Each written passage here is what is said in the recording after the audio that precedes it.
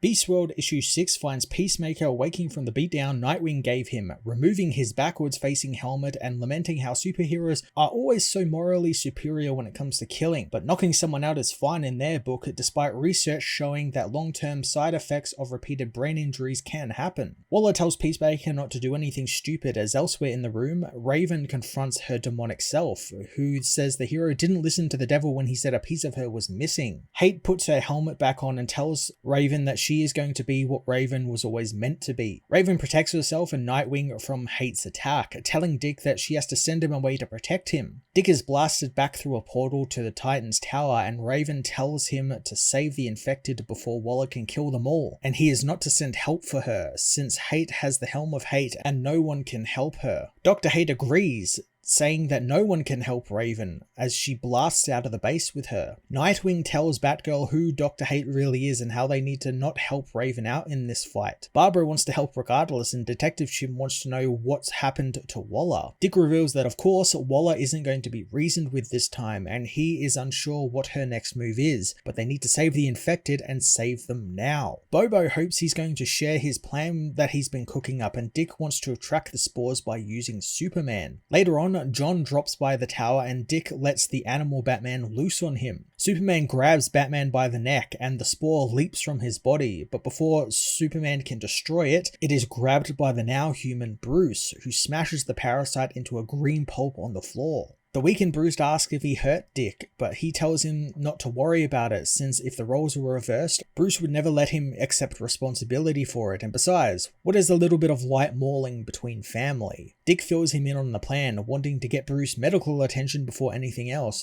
but if he succeeds in helping the infected, they will need food, shelter, and be reunited with their loved ones. Bruce agrees to work with Oracle and coordinate some aid from around the world as Detective Chimp gathers the strongest heroes still out there in the tower, telling them that the Beast People are corralled and their spores will be looking for stronger bodies to inhabit.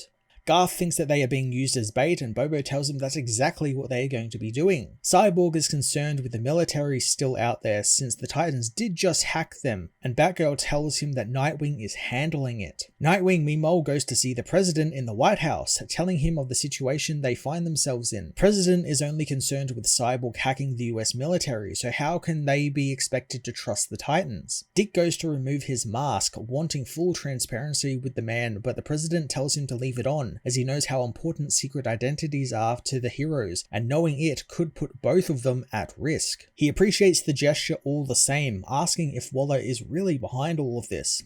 Nightwing thinks that she is using this as an opportunity to dehumanize others and attack people and grow her political power, something that she's always done. Donna contacts Nightwing, telling him that their plan is done, so Dick tells the President that his wife is no longer infected thanks to Donna Troy, and they can do this for the rest of the world. They just need to work together to ensure no one else dies. The President agrees to help, asking what the hero needs, and Dick asks him to coordinate with the world leaders to contain the infected until their people can arrive. In Gotham, the infected Harley Quinn and other villains and people who are infected are hunted by Sergeant Steel, who orders his men to fire despite their drones being interfered with by the Titans. Steel's tank fires on the villains, but the shell is caught by Superman, who destroys it. Sergeant Steel tells Superman not to interfere with his dealing of these threats, but John reminds him that these are people and they can be saved, pointing out the various people who are watching through their phones. Superman powers up and draws the parasites to him, destroying them all as Donna watches on, concerned that if someone like Superman were to get infected, it would be game over. Nightwing agrees, handing her a file filled with contingency plans on all of the heroes out there. He says that Starfire has Donna's contingency file as well, just in case she gets infected, and Cyborg reveals that he has made her a new armor, telling her that it's made from chromium and kryptonite, just in case they have to deal with some of their friends. Back in Metropolis, Superman and Supergirl close in on the infected Power Girl, but before Clark and Kara can intercept her, she is taken down by Donna in her new armor. Raven and Dr. Hate meanwhile continue their fight, and Hate gets the upper hand, trapping Raven with her magic as she proclaims that the creatures spawned from the man she loved will be the ones to kill her. The animal people all stop in their tracks though, and Hate realizes that Beast Boy's consciousness is still spread throughout the parasites, hence why they will not attack Raven. The villain loves this though, since the more the heroes kill the spores, the more Beast Boy is erased from existence. Raven quickly tells everyone via telepathy to stop as Garfield is in the spores.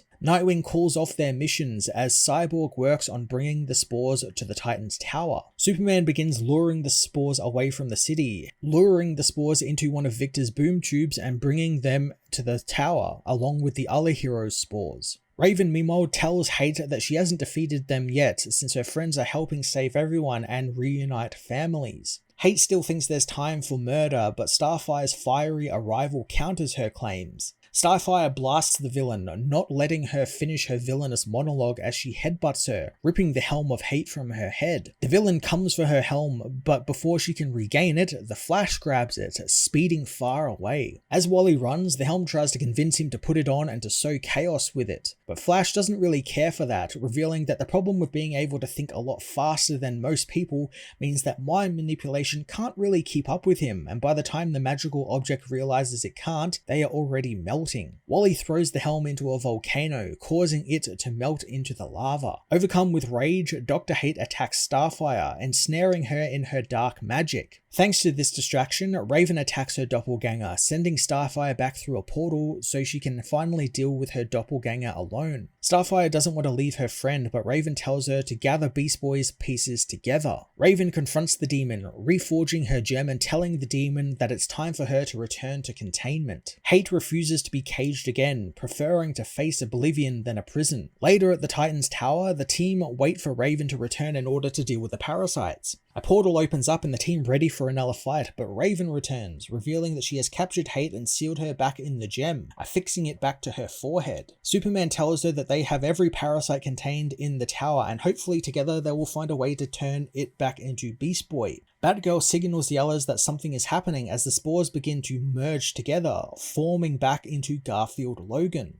Raven probes his mind, finding only glimpses of the man she loves, but there isn't enough to hold onto it and he can't form a proper person, since too much has already been lost. Elsewhere, Amanda Waller addresses the press, telling them that while they acknowledge that lives were saved, risks were also taken by reckless heroes, and the public should fear the Titans as they have treated the greatest military powers of the world as their playthings. She proclaims that the Titans are not heroes, they are all just aliens, demons, monsters, and machines, all trying to dictate what happens to Earth. She tells the people that if they still are deluded by the heroes and want something to believe in, they should believe in humanity, and the Bureau of Sovereignty will strike back against them, starting by taking back a symbol and their seat of power. She reveals that they have taken over the Hall of Justice, renaming it the Hall of Order. The Titans meanwhile watch the news, unsure of what they are to do as Bobo has an idea, however he needs Cyborg's help to achieve it. Starfire tells Raven that they won't give up on Beast Boy and Victor agrees, wanting the gathered heroes to help him with something. He tells Raven to go and take Garfield to the Sahara Desert since they will need the space.